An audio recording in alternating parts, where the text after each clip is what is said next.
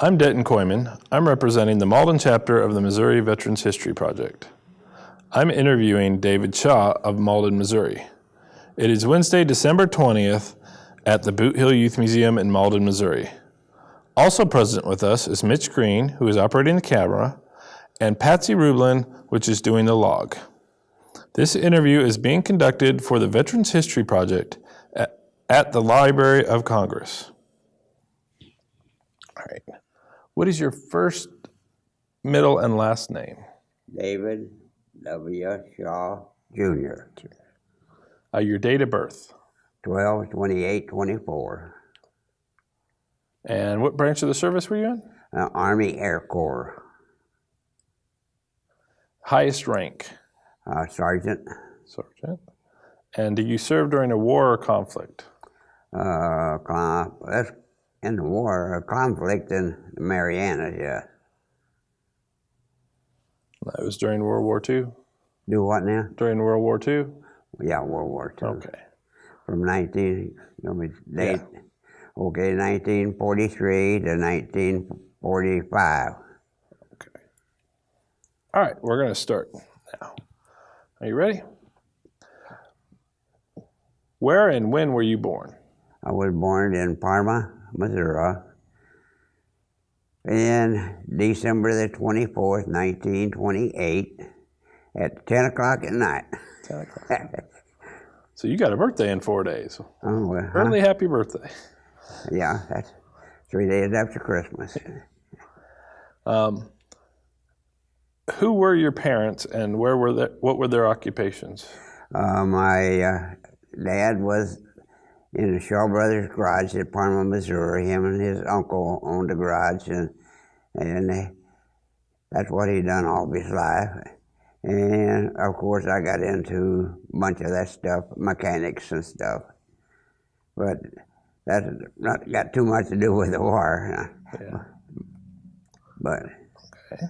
I went on through the Parma High School, and during the high school, I made myself work as hard as I could, so I took math, algebra, advanced algebra, geometry, advanced geometry, trigonometry, and Asiatics at that time.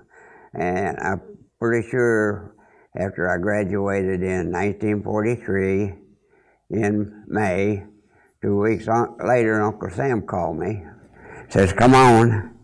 So I went to Jefferson Barracks, and I'm sure that's what put me in the Army Air Corps, because I knew Asiatics and all that kind of stuff. Okay, that's good. Did you have any siblings? Any what? Siblings, brothers or sisters? Oh, brothers and sisters. I had four brothers and one sister. The sister passed away a long time ago. My four brothers and I all were in the military. Okay. 3 of them in the Navy, 2 of them in the Army. And I lost one of my brothers. Sorry for that. What were you doing before you entered the service? Well, before I went into the service, I was going to high school. Okay. Did you have a part-time 4 job? years of high school right there at Parma. Did you have a part-time job while you were in school, or you just did No, school? no. Well, I worked at the garage, and my dad was fire chief over there, so I got to be on a fire squad when they had things. We didn't have fire trucks and stuff at that time. We had a trailer. All the hose, nozzles, and everything was on it. When the operator at the thing had the switchboard where you push the keys in, and she called us all at one time, and first one to the city hall, hooked onto the trailer, and took off to the fire. Wow. That's good. One thing about our fires, too, we never let one house burn all the way to the ground. So you volunteered? Never. Yeah. You volunteered to serve your community before you went to the service? Oh, yeah. That's good. So I think you already answered this, but I'm going to ask it again. Did you volunteer or were you drafted? I was trying to get in before, and they said they wouldn't let me in because of my glasses. And after I got out of high school, they took me right in. Okay. I didn't get to be a pilot or nothing. But that'll come a little bit later. Why the Army Air Corps? Army Air Corps, that's what they put me in. Oh, so you didn't get to pick, they picked for you? No, I didn't want any. I wanted in the Air Force. Okay. Well, you said you had a couple brothers that were in the Navy. I just didn't know. Oh, yeah. I had one of them, all of them was on the destroyer Korean War, mostly, yeah. Okay. And then my younger brother, Mick, he was in the Air Force at one time. And my other Army brother, Burl, he was in what do you call it, where they pack nutrition, powder and stuff into rockets and stuff. And he worked for McDonald Air in St. Louis, and then went down to Titanville, Florida, where they done all of the rockets and stuff for the Army, and everybody, I guess. But he was foreman down there over the whole thing. So your whole family kind of served, so. Oh, yeah. All right. What advice did you get from your dad or your mom before going in? Well, so do the best you can. And don't mess up. That's one thing I've never done in my life, mess up. Was your mom scared that you were going in, or? Nah, she was with everybody at that time. She never did work in her life, just homework. She had 5 boys and 1 girl, and we had 2 sets of twins that died between me and my sister. Okay. But are you the oldest? I am the oldest. Did you give any of the rest advice when they went in? No. No. I pretty well take care of myself. Okay. Even when I was young, you know. I learned a lot of stuff around town. Like the telephone operator, she wanted to go on break for lunch or something, I'd go up and take over the operator board. And somebody's drawing, he puts the thing in, says, "Number please," and all that. And I done the movie theater over there for a few, not too long, you know. Operators want to go, I'd do the film for him and so on. That was a long time ago. So you were a jack of all trades. Oh, yes, sir. Have you traveled much before you went in the Army? Not before I went. But after, okay. It was all afterwards. What was it like getting ready to leave for boot camp? When I went to Jefferson's Barracks and got in, they sent me to Lincoln Air Force Base, and that's where I took my basic training. And I'd like to mention one thing. I was the littlest guy on the whole 30 or 40 people, and Sergeant was always back there after me and keep up, keep up. He said, "I know what I'll do with you. I'll put you on the front and they'll follow you." So that's what I did. That's cool. My legs are a little shorter at the time than a lot of them. How'd you get to boot camp? Did they fly you in? Did they send you by bus? A bus. Bus? Bus from Jefferson Barracks to Lincoln Air Force Base. Do you have any friends that went with you that enlisted too, or did you just go on your own? No, just me. Okay. You got any fond memories of boot camp? Oh, not too much. It was Lincoln, Nebraska. It's in the winter time and a foot of snow, and was out traveling the thing where they didn't have it marked through the snow or anything else. And it was, I think, a 6-week thing. And after that, I had to go to Rantoul, Illinois. That's up by Champaign. And there was a machinist shop there, so I learned to be a machinist. That's what they wanted me to be. Okay. That's good. After I got through the machinist school then, I went on down to South Kelly Field, San Antonio, Texas, and we was right in there for about a month, and they come up with this idea of our ship, which will come a little bit later. And we learned our trades from what we was going to do to the ship and everything. So they gave you plenty of training? Huh? They trained you a lot on everything you were going to do? Yeah, I was machinist mostly. Okay. And we went to Mobile, Alabama. At Mobile, where they was making up the ship, it was Brookley Field. Then at Brookley Field, we went over to what they call a training center, where they had all the stuff that was going to be on our ship spaced out, and we learned to do our work, on our machines and all of this kind of stuff. We had to take hikes. We had to do backpacks and the whole works, just know that we could do it. That was before we went over to Fairhope, Alabama. They had a hotel over there, and they trained every one of us into seamanship, because we was going to be on a ship. So we was there for 2 weeks learning all the skills of what we was going to do on the ship. Like if we needed to jump overboard or all that stuff. They had a 30-foot tire, and you had to be in the water for an hour. And I'm not a very good swimmer, so I had to dog paddle for, Wow. for an hour, but I made it.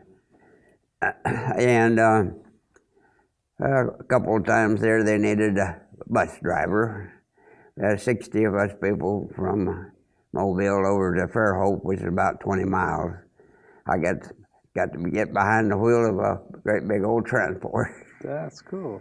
And I didn't care about it too much, but till then, I was a corporal then. I'd already made corporal. Wow. And we got through that, and then we got on the ship, and I think it was in it's in my book, but anyway, it was in early 44. And all of the people that was supposed to be on that ship aborted it, and we left Mobile Bay, went to John Cromanol, whatever they is, down Cuba, and stayed overnight, picked up a convoy, destroyers and stuff that took us to Panama Canal.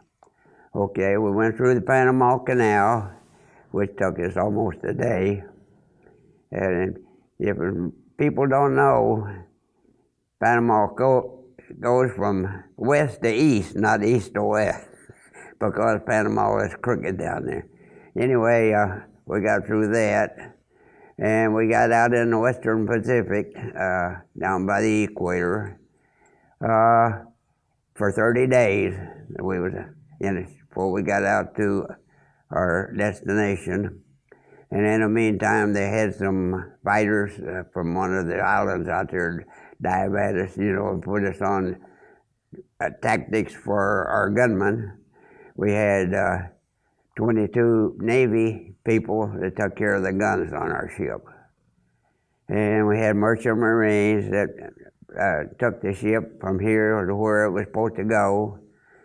And the remainder of the 344 was skilled tradesmen. Every kind of trade that you can think of was on that ship. The idea of the whole thing was, with our secret ship, nobody knew about it. We pulled into Saipan, was our first destination. We took care of the B-49, B-19s, B-29s, and B-24 bombers there. Your bomber went down, we made a part on that ship, and you was flying the next day. And one of my best remembers of that was my cousin happened to be a CB, and they was going out to the middle island, Saipan, to build a road back to the sugar plantation back there, and they wanted to know if I wanted to go. I said, well, they ain't supposed to, but somebody got a carbine, okay, throw me one.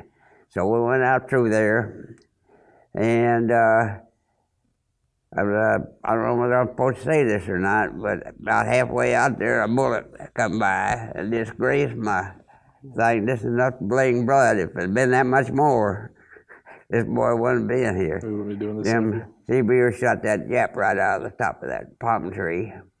And I throwed the rifle at him, and I didn't stop running until I got back to the beach.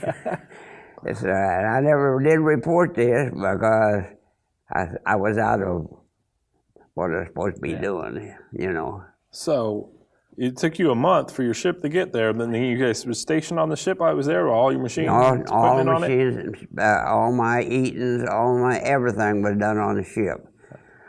We done 12 hours a day, 7 days a week out there on the ship, and we was there for 6 months at Saipan. Another thing I got to do, if I made a part for your airplane, once in a while I got to go up as a co-pilot to make sure the doggone thing was working. And about a 30-minute trip, you know, and then back. They had, I think, 3 times that all I done that.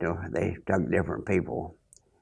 And then, while I was sitting there in the harbor at Saipan, one day, these ships start coming in. I made battle wagons, aircraft carriers, cruisers, and all this kind of stuff come in out there. I guess there's 500 ships out there in the bay. And these 20 Jap Zeros come over way up high, you know, they're going to really tear up people. So these cruisers were sitting out there, and that's when radar first come in. And they said, poop, poop, and the Jap plane, they shot all 20 of them right down, just poop, poop, poop, poop. And that was gone. The next morning I woke up and there wasn't a ship in the harbor. I think they was headed for evil. Wow. But somewhere up that way. So you stayed on Saipan the whole time? Nope. After the 6 months, we went to Iwo Jima. They took over Iwo Jima, and the D-Day +1, we were sitting in the harbor at Iwo Jima, and we was taking care of the fighters, the P-51, P-38, and let's see, what was the other one? P-24, I think, or any one of the 3 of them. And that was where the volcano was there on Iwo Jima. And as most of them know, they put a flag on top of that on the thing. Well, I was up on that volcano 6 months before they even thought about putting a flag on it. And after we left there after 9 months. That was 7 days a week, 12 hours a day, headed for Okinawa. Okay, when we got about halfway to Okinawa, they dropped a big bomb out there. And when they dropped the big bomb, well, they put our ship towards Honolulu. So when we got to Honolulu, we got 3 weeks shore leave. That means you could go into town and do anything you wanted to, but you had to be back on the ship at night. They had the USOs and a lot of operas and stuff by the the Hawaiians then. And at that time, the hotels in that town on Honolulu was made out of wood, about 3 stories high, and that was the size of it, and that was 1945. Wow. And we stayed there after that, and then we headed back for the United States. Before we got into the U.S., why, they had to get rid of all the guns and all of that kind of stuff, so about 2 days out, they just dumped them all in the Pacific, so they wouldn't have to worry about them when they got back. The modern Navy still does that. And we pulled into Oakland, California, the Navy pier out there. I guess it's Navy, I don't know. But then they got on the buses and stuff and went to, what is it? Riverside, California, and that's where they had the big bases and stuff, you know, for the people coming in. So we stayed there a couple of days, and we got on a troop train that took us back to Jefferson Barracks. When I got back to Jefferson Barracks, they asked me, said, we'll give you a stripe and $10,000 if you'll stay in. I said, you got to be crazy. I really missed it there, though, if I'd have stayed in. In 1963, I would have retired and got all their money, but Yeah. I went, come on back home in November 1945. Let me go back real quick and ask you a couple questions. In Saipan, you were scared when you got shot at, but the first That was Saipan, yes. Saipan. But when you went to Okinawa on D-Day +1, were you scared then too? No, I wasn't. We didn't make it to Okinawa. Oh, you didn't? Okay. We just made it to Iwo Jima. Jima. Were you scared there? They only stayed there for 9 months, and we was headed for Okinawa, but we didn't. Were you scared while you were there? No. On D-Day +1? No, we had, I think, 14 air raids on us, and we shot down 2 bombers. And while I was on all these raids and stuff, I was corpsman on the rear end of the ship. In other words, if something happened to somebody back there, I had to make sure that they got attention and everything. The reason I done so much with that was because I already had 12 weeks in first aid training. I knew how to do babies and everything at that time. Yeah. Who was your highest rank in the military? Highest rank was buck sergeant. Sergeant? Okay. Mm-hmm. I tried to get another one, but the colonel, he said no.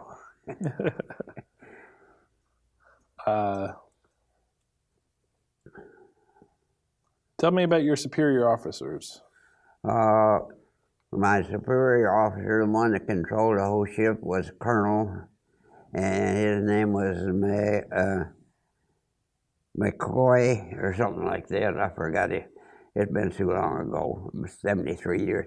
But anyway, we had different kind of officers on board. One that took care of the mess, one took care of the firing and everything, one took care of there's a doctor and a dentist and a preacher or minister, and the minister taught all faiths. Now, it wasn't just if you was a Jew, a Protestant, a Catholic, or whatever, they had a service for each one.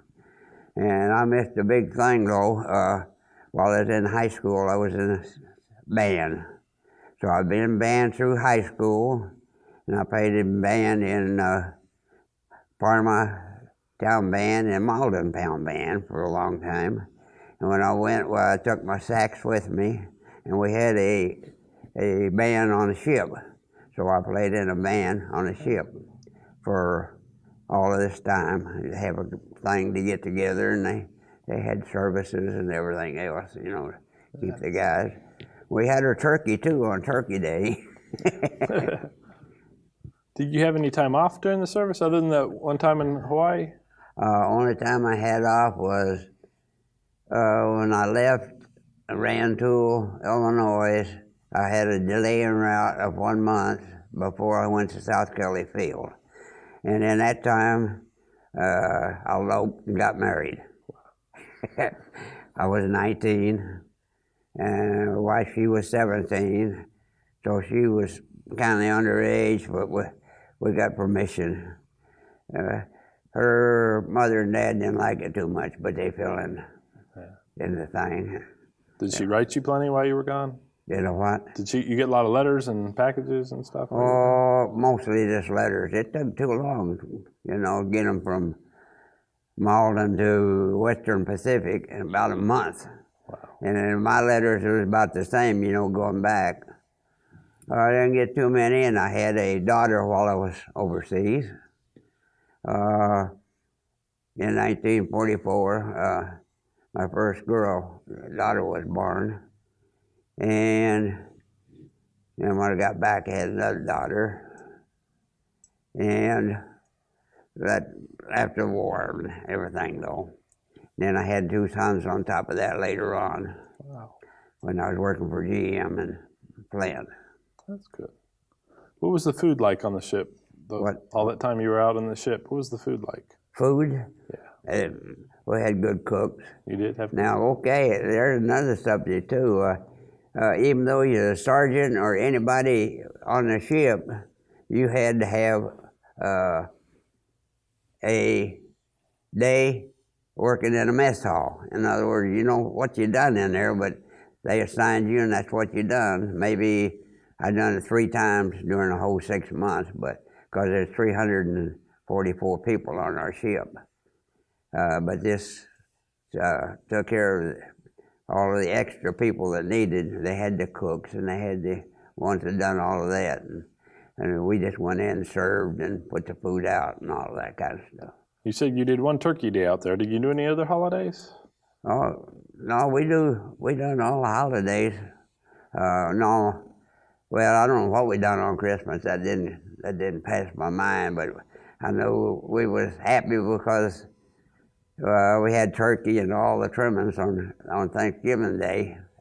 And also the guys on the ship would get a ribbon and put a hook on it and throw it over the side of the ship, and they catch these tuna, which weighed 50, 60 pounds, and we take the tuna and cut them crossways, and we had a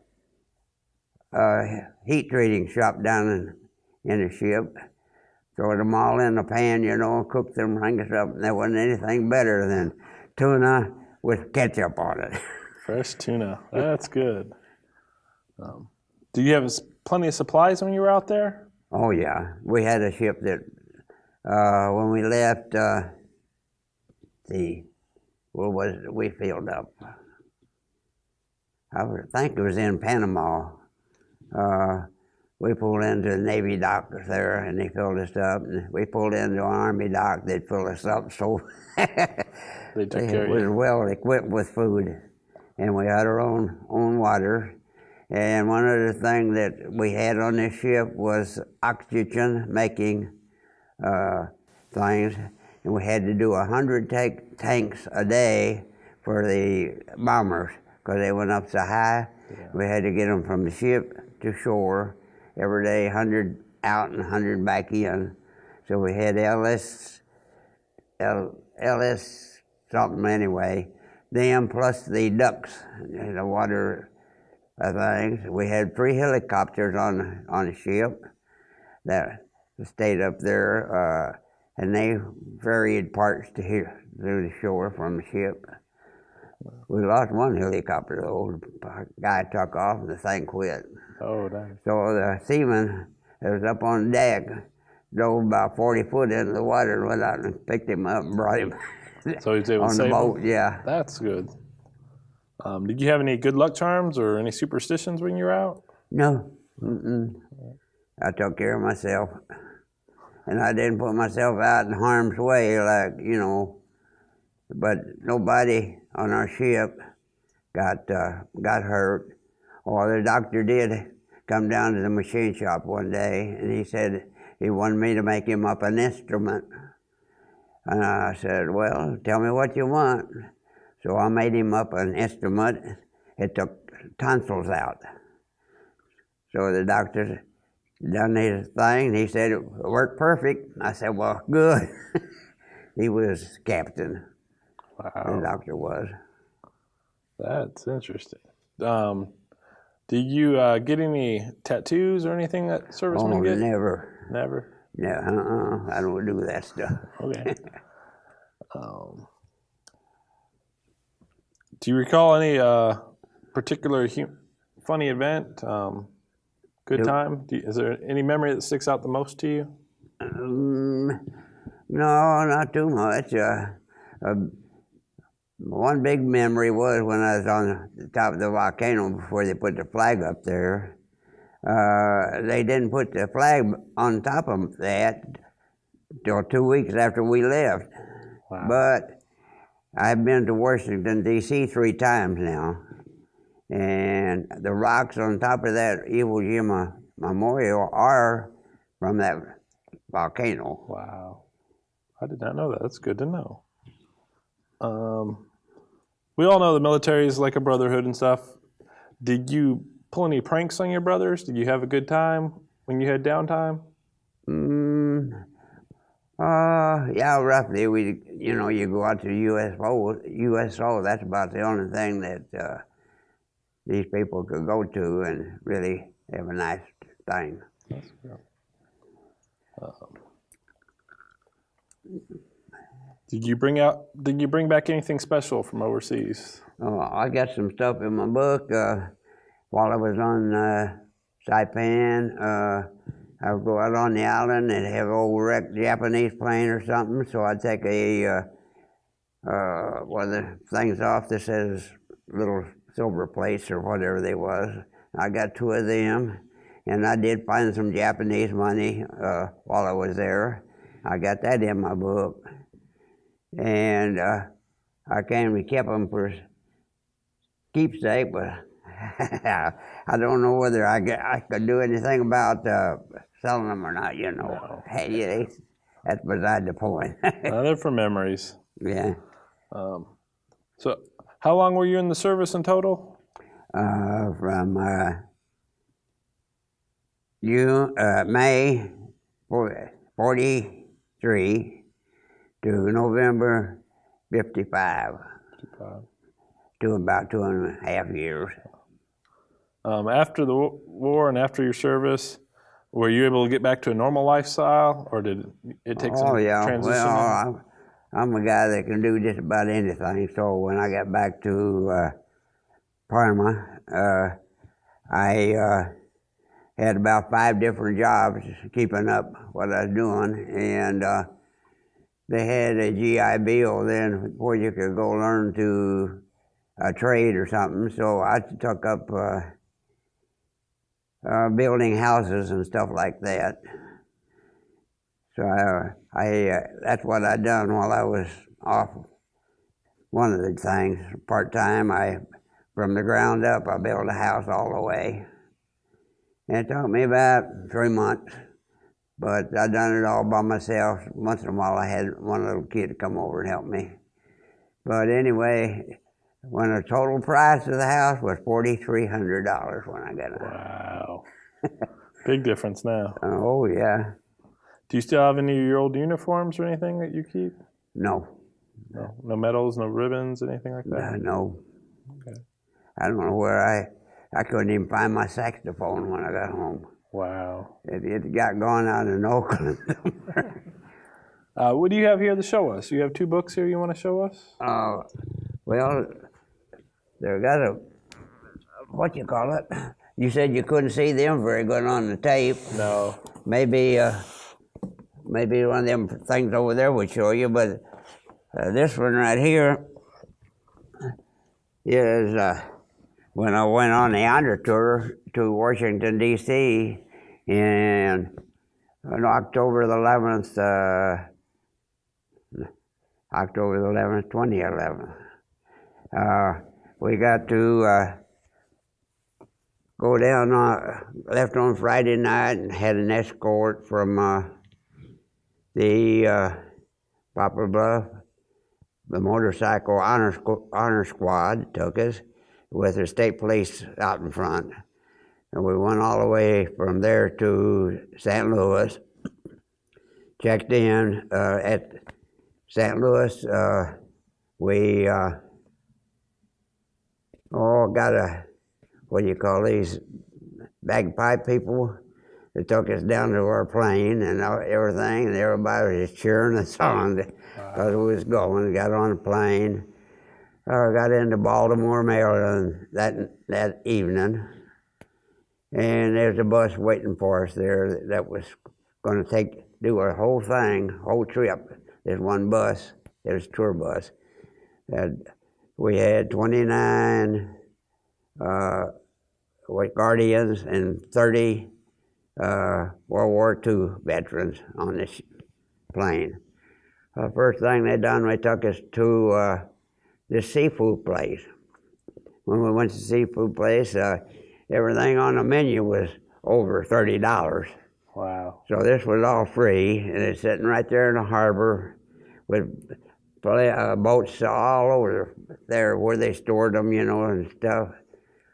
So I asked the waitress, I said, what does it cost to put one of them boats in them things? They said, anywhere from $1,200 to $2,000 a month. Wow.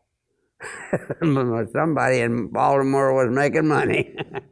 But anyway, we got back on the bus and went into Marriott Motel in Washington, D.C.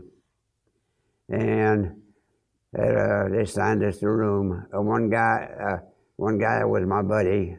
He was from Dexter, and his first name was Norval, but I can't think of his last name. But Norval Phelps, Yeah. what made me know him so much. But then we went, first day we went to,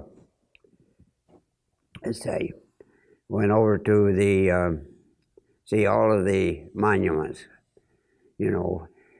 from George Washington, when he had Franklin D. Roosevelt. He had 4 things there.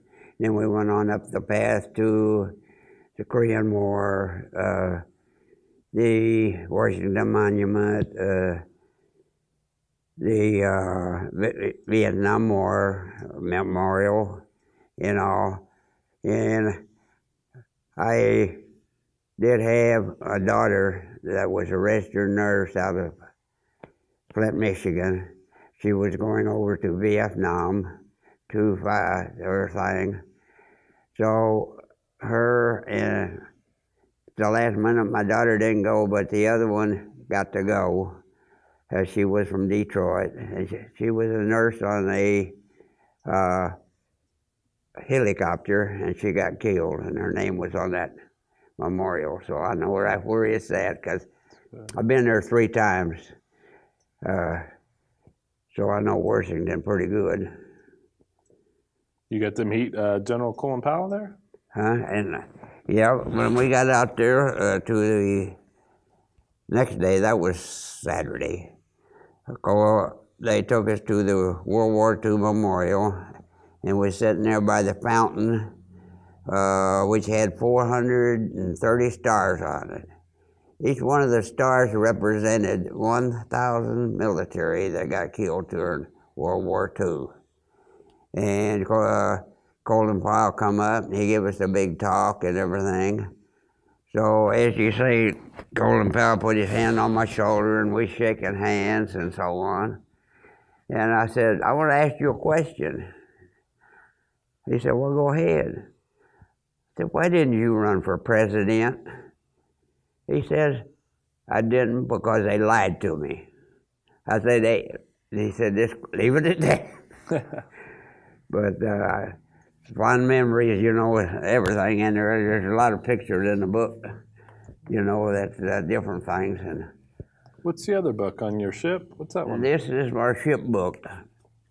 This is, the second was always first. We was our ARU, Aircraft Repair Unit ship. And number 1, don't know what happened to that, but we was always there on first. And if you go through the book, it shows you the different things that we got in there, each one. And the first one was a different scenes, from the ship. And it talks all about the whole ship. And if anybody wants to, if they'll go to Ivory Soap, military, World War II. It'll come up on there and exactly what we done and tell it all about the ship, what we done, and the whole works. And after they decommissioned the ship back in New Orleans, 60 years later, in 1996, they let the news out that we had a secret ship out there. And the only thing that tells that we was even anywhere near a secret thing is a little plaque in Akron, Ohio museum. It's a foot by a foot and a half that tells us about our thing. We got a lot of recommendations from colonels, generals, and everybody else about our ship, because ours was just about the best in the nation. Even all the units around town, morale was high, everything. That's what this little book right here tells us. So you went up to Jefferson Barracks and they stuck you in the Army Air Corps. Yeah. But then you ended up being like a sailor out to sea on a ship your whole time. Yeah. And then you also got to test. They called us sail jays. And then you got to test fly aircraft too. So you were kind of like flying too. So you did ground, land, and sea all in one. Yeah, I was. And we learned to do our carbines and machine guns and stuff in basic, so we knew all of that.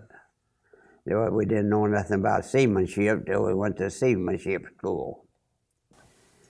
What's a memory that we haven't talked about that you'd like to talk about? I don't know. I just put my time in the service. I wanted to go. I tried to get in before, but I couldn't. And I done the best I could, took orders, done my job, and everything else, and even a little bit more on top of it. Like, I didn't have to do the corpsman's job on the back of the ship, but the doctor wanted me to, so I took it. Before we finish up, I'd like to thank you for your service. Oh, you're welcome. I know I've heard you speak a couple of times at some veteran ceremonies and some other stuff, and really appreciate it. And glad you came to do this, and we'll have this in history forever so other people can learn from stuff we've done. Okay. I'd like to ask every veteran this one question, and I'm going to ask you the same one. If you had the chance to do it all over again, would you? Yep. Sure would. Yep.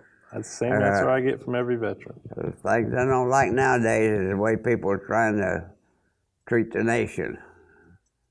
But I'm a veteran, and I love her flag, and I love her anthem, and I think people go about it in the wrong way when they don't do what they're supposed to do. I have been with American Legion forever. I'm still with them, and December 28th of this year, 17, I'm going to be 93 years old, and I'm still working full time. Wow. That's an accomplishment. Well, thank you very much, and thank you for your service. Okay.